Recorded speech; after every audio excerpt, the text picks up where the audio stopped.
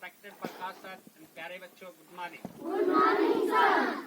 बच्चों, आज हम बात करेंगे ऑनेस्टी एंड इंटीग्रिटी। ठीक है? जो हमारी काउंसलिंग की एक्टिविटी है उसमें है ऑनेस्टी एंड इंटीग्रिटी। ठीक है? ऑनेस्टी और इंटीग्रिटी क्या होता है? ईमानदारी और दयानतदारी। आप सुनते होंगे बड़े बुजुर्ग कहते हैं ईमानदार भी रहना है और दयानतदार भी रहना है। ठीक है? जब आप अपने आप से ईमानदारी करेंगे, दिल में सोचेंगे कि भाई मैं ईमानदार रहूंगा, किसी के प्रति ईमानदारी करेंगे, वो ऑटोमेटिकली अपने प्रति ईमानदारी होगी। ठीक है? किसी के खिलाफ अगर आप बेईमानी करेंगे, आप सोचेंगे मैं किसी के लिए बेईमानी कर रहा हूँ, तो उसका असर आप पे खुद आप पे उल्टा होगा। ठीक है? तो दयानतदारी क्या होता है? जैसे आप अपना काम जो है पूरी लगन से करते हैं, बगैर किसी भेदभाव के कि भाई मुझे कोई देख रहा है तो मैंने तभी करना है, मेरी नौकरी है, मैं नौकरी कर रहा हूँ, नहीं जी मुझे मेरे अफसर देख रहे हैं। नो, जो मेरी ड्यूटी है मैं उसको पूरे 6 घंटे करता हूँ और अपना ध्यान अपने काम में रखता हूँ, वो मेरी दयानतदारी। ठीक है? मैं किसी से झूठ नहीं करता, मैं अपने माँ बाप से झूठ नहीं करता, किसी को धोखा नहीं देता, तो मेरी ईमानदारी। ठीक है? इस तरह से आपने जिंदगी में दयानतदार और ईमानदार रहना है। समझ आई?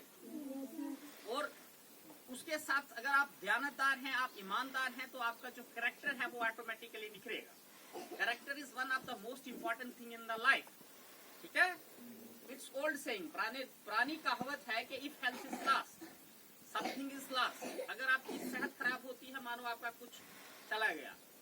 If wealth is lost nothing is lost. अगर आपके पास पैसा नहीं है, मानो आपको कोई दिक्कत नहीं, वो कहीं से भी आ जाएगा और कभी भी आ जाएगा। But if character is lost everything is lost. अगर आपका कैरेक्टर चला गया तो वो कभी वापस नहीं आता है। एक दफा आप चोर बन गए तो पूरी उम्र चाहे आप जितने अच्छे काम कर लें, आपको लोग चोर ही बोलेंगे। तो दैट्स वाई आपने अपने कैरेक्टर का खास ख्याल रखना है, और कैरेक्टर बिल्ड करने के लिए आपको ईमानदार और दयानतदार बनना होगा। ठीक है? Honesty and integrity is most important for character building. याद रखना। ठीक है? आज का जो जमाना है, हम अक्सर देख रहे हैं कि बच्चों में जो है वो कैरेक्टर की बहुत बड़ी कमी है। दयानतदारी और ईमानदारी और दयानतदारी की बहुत बड़ी कमी है। बच्चे झूठ करते हैं, पेरेंट्स से पैसे लेते हैं, बड़े बड़े फोन खरीद लेते हैं, 24/7 जो है वो व्हाट्सएप पे या इंस्टाग्राम में या फेसबुक पे बिजी रहते हैं। वो पढ़ते नहीं हैं, बल्कि वो अपने आप को तबाह करते हैं। एक तो वो अपनी सेहत खराब करते हैं, दूसरा वो ऐसी एक्टिविटीज करते हैं जो समाज को अच्छी नहीं।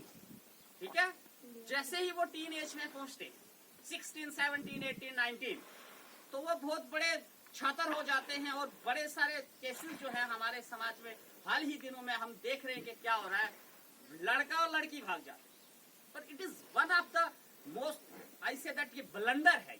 अपने माँ बाप के साथ धोखा है, अपने समाज के साथ धोखा है, अपने टीचर्स के साथ धोखा है। होता क्या है, जो भी आप कुछ करोगे उसका असर जो है वो सीधा सीधा आपके माँ बाप पे आता है।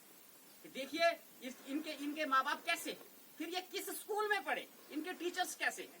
और इस तरह से जब आपके टीचर्स और आपके माँ बाप पे कोई उंगली उठाता है तो ऑटोमेटिकली वो ये बददुआएं देंगे, बोलेंगे बेड़ा गर्क हो जाए इसका, बोलते हैं ना।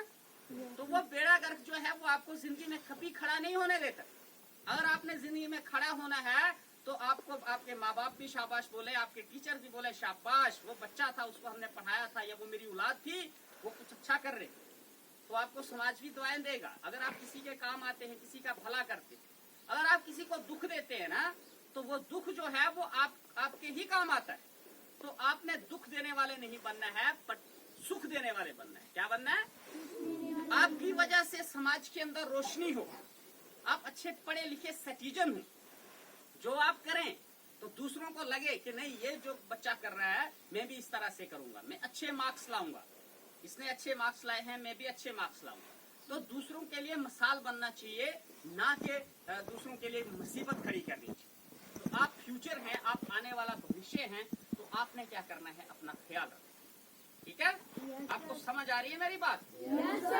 तो कल को जो हम लोग हैं, हमने तो बूढ़े हो जाना है, आपने ही तो समाज को चलाना है। लेकिन आप उस एंगल से समाज को चलाएंगे जिस एंगल में समाज बढ़ता जा रहा है, तो इट्स वेरी बैड। आपने अपने मोबाइल फोन का इस्तेमाल करना है पढ़ाई के लिए, पढ़ने के लिए करना है, उतना करना है जितना कि आप पढ़ें और आपकी सेहत भी ठीक रहे।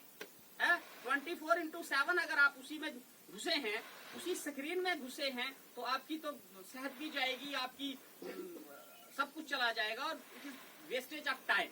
ठीक है, और आप अपने माँ बाप के साथ क्या झूठ कर रहे हैं? हम पढ़ रहे हैं। ठीक है, कोई बड़ा आपको पूछता है क्या कर रहे हैं?